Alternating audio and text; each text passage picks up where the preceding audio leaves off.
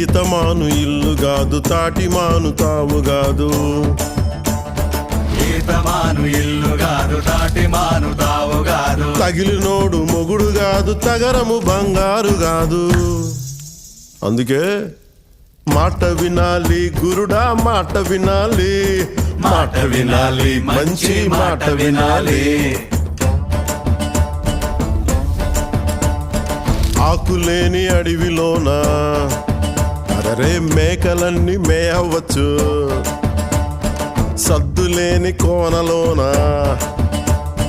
కొండ చర్య కులావచ్చు.